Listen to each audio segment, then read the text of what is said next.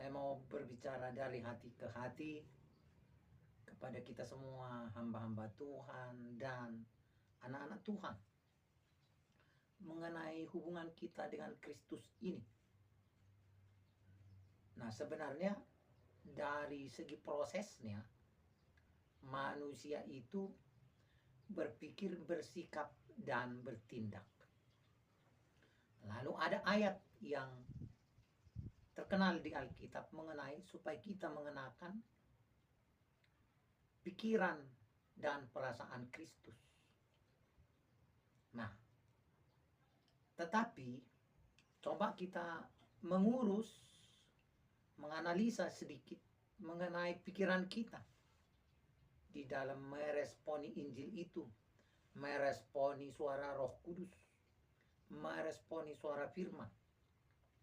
Betulkah orang Kristen ini, betulkah hamba-hamba Tuhan ini dan anak-anak Tuhan ini berpikir dan berperasaan seperti Kristus?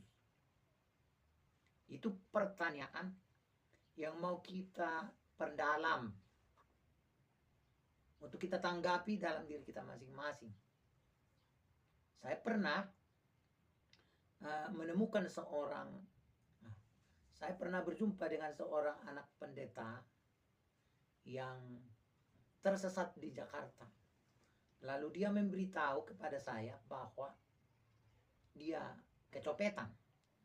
Alamat yang dia catat sebagai tujuannya itu pun hilang. Nah, saudara-saudara, lalu saya jumpakan anak ini kepada seorang pendeta satu organisasi gereja mereka. Ketika saya pergi ke sana di sekitar Rawamangun, saya berkata shalom. Lalu terlihatlah ibu gembala dengan Pak Gembala itu di depan rumahnya, di terasnya. Lalu saya bercerita dari pagar itu dan dia tidak bercerita.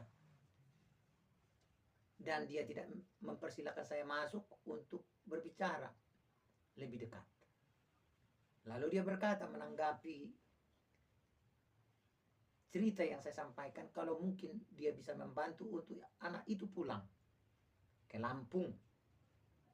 Tetapi pendeta itu mengatakan kepada saya, tunggu sebentar Pak, saya mau berdoa dulu. Apakah dia berdoa atau tidak berdoa, dia masuk ke dalam rumah. Dan sampai berjam-jam saya tunggu di luar. Dia tidak keluar-keluar. Barulah pada sebuah sinode jubileum Gereja Pentakosta Indonesia di Siantar, ketika rombongan pemuda-pemudi GPI Cililitan berangkat satu bus ke Pematang Siantar. Disitulah saya masukkan ke dalam bus.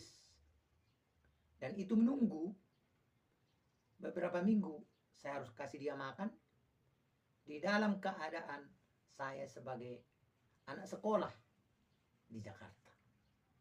Saudara-saudara yang kekasih dalam nama Tuhan, apakah hasil doa dan hasil pimpinan Roh Kudus dan hasil suara Tuhan akan bisa bertentangan dengan harapan-harapan yang kita percaya dari firman Tuhan itu, mengenai bagaimana seharusnya kita berharap pendeta dan anak-anak Tuhan itu berpikir dan berperasaan. Kita melihat sekarang apa yang terjadi di dalam pikiran dari gereja-gereja, pengurus-pengurus gereja, anak-anak gereja. Gereja ini sedang sibuk mempraktekkan dirinya menjadi gereja palsu, menjadi surat-surat Kristus yang palsu, menjadi ijazah palsu. Padahal sebenarnya tidak ada perubahan yang Tuhan maksudkan mengenai gereja, mengenai hubungan, mengenai bagaimana kita mengasihi dan bagaimana kita berperasaan. Tata nilai yang dibangun oleh pendeta-pendeta terhadap sesama pendeta, terhadap sesama umat Kristen itu. Tata nilai yang mereka bangun adalah bagaimana berpikir biasanya secara manusiawi. Bagaimana kita berpikir biasanya di dalam pengaruh politik. Bagaimana kita berpikir biasanya di dalam pengaruh adat. Bagaimana kita berpikir biasanya di dalam pengaruh ekonomi dan sebagainya itu. Sehingga kita tidak bisa mempertanggungjawabkan di dalam kenyataan bagaimana Injil itu ada di dalam gereja. Bagaimana kasih itu ada di dalam seorang yang diurapi. Seorang yang ditahbiskan menjadi imam. Seorang yang ditahbiskan menjadi pendeta. Menjadi guru Injil, menjadi penatua gereja, menjadi fikar, menjadi yang lain-lain. Saya tidak sedang mengatakan bahwa setiap orang yang meminta kepada kita, kita harus bagi dan kita harus berikan.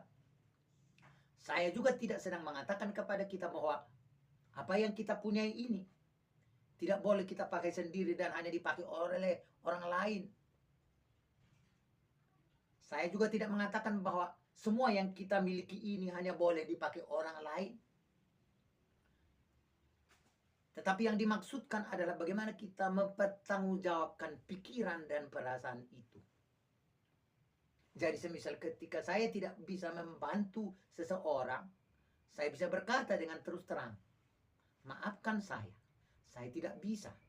Maafkan saya tidak bisa membagi karena padaku sudah tidak ada yang tersisa. Maafkan saya sebab waktu saya sedang tidak tepat. Maafkan saya. Maafkan kami. Dan sebagainya. Saudara-saudara yang kekasih dalam nama Tuhan. Tetapi banyak orang sangat loyal di dalam membagi. Sangat loyal di dalam memberi. Sangat loyal di dalam melakukan seperti aksi-aksi kebaikan. Tetapi sering sekali itu terjadi ketika itu harus dia lakukan terhadap satu pihak yang bisa membayar kepadanya. Jadi tidak heran di berbagai gereja ada pengusaha-pengusaha dan orang-orang yang beruang memberikan korban materi terhadap gereja, terhadap sinode, terhadap program pengurus pusatnya, terhadap program-program gerejanya dengan angka-angka yang tinggi dan besar. Adalah ini oleh karena dia mungkin akan dibuat menjadi pejabat gereja di sana. Adalah ini karena pengurus pusatnya mungkin tulangnya atau bapak udahnya atau lainnya atau abangnya dari Marpariban di dalam kebiasaan orang Batak. Saudara-saudara yang kekasih, apa yang kita harapkan sekarang dari gereja? Sungguh-sungguh harus kita kaji. Harus kita evaluasi. Apakah gereja ini sedang bagus-bagusnya? Tetapi ada juga orang berkata kepada saya, sudahlah Pak Pendeta, kita uruslah diri kita sendiri. Kembali ketika kita mengecek soal itu. Apakah itu maksudnya? Apakah seperti itu? Berpikir dan berperasaan seperti Kristus. Kita kadang berpikir untuk terlalu alim, tidak mengkritisi gereja. Kita kadang berpikir adalah orang yang jahat apabila kita mengusik sebuah kebijakan yang kotor di sebuah gereja yang sudah mapan. Betulkah seperti itu hidup di dalam kekristenan ini? Nah, ketika kita merasa bahwa kekristenan ini, bahwa umat Kristiani secara internasional ini, ketika ini kita rasa adalah gereja dari satu Tuhan, apakah iya kita berjalan masing-masing, berpikir masing-masing, cari makan masing-masing, dan tidak mau tahu dengan yang lain-lain?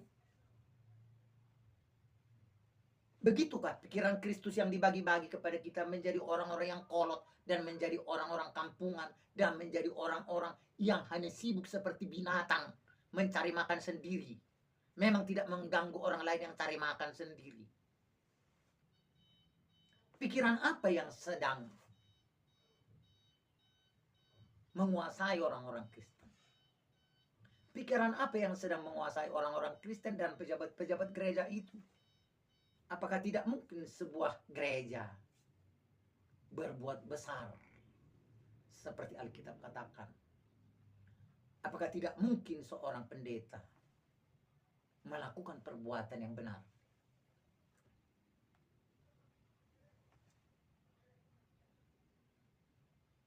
Nah, ketika pejabat-pejabat gereja ini membuat pembeda-pembeda terhadap para pendetanya, maka jemaat itu pun membuat pembeda. Ketika kita di dalam kenyataannya seorang pendeta itu hanya mengukur untung rugi, tentulah jemaat akan berpikir seperti itu juga.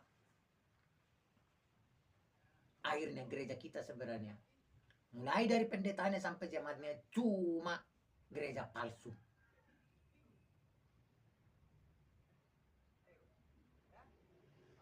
Saudara-saudara yang kekasih dalam nama Tuhan, pikiran dan perasaan Kristus itu bukan hanya di dalam hal loyal kepada gereja, rendah hati kepada gereja, memberi kepada gereja, beriman kepada gereja. Tetapi sudah tiba saatnya pikiran Kristus itu satu kepada satu gereja, kepada satu Tuhan. Tuhan satu-satunya yang benar. Gereja satu-satunya yang benar. Hanyalah ketika gereja itu berani membuang pikiran-pikiran politis, membuang pikiran-pikiran yang sifatnya tidak berkeadilan, tidak menganggap bahwa semua yang lain adalah sama dengan yang lainnya.